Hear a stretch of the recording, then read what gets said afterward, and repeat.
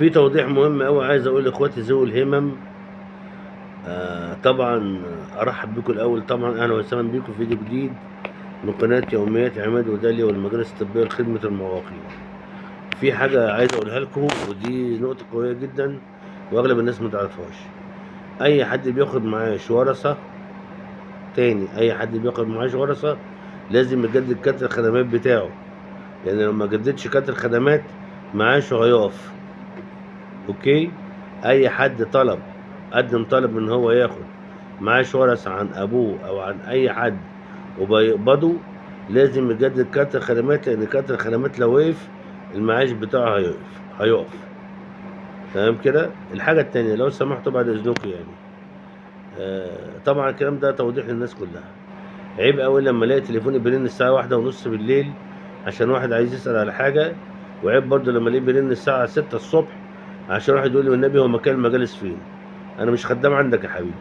تمام كده؟ الحاجة التانية راعي أصول البيوت. أنت بتكلمني وأنا في بيتي، فما تكلمنيش على الساعة 1:30 ولا تكلمني الساعة 6 الصبح. ماشي؟ الحاجة المهمة أي حد عنده كشف مش شرط إن أنت تروح بدري، لأ روح في ميعادك، يعني الدنيا مش هتطير. ميعادك 9 روح 9، ميعادك 2 لأ هتروح الساعة 12. تمام؟ وبعدين رايح عايز تعمل ملفك اعمله في المكتبة مباشرة. بلاش الناس اللي بتقابلك عند المواصلات اللي بره يقول لك تعالى اعمل لك ملفك. ما هو برضه بيضحك عليك، لان الملف اللي انت هتعمله مثلا ايا كان مثلا ايا كان قيمته، لما تعمله بره هتدفعه اغلى.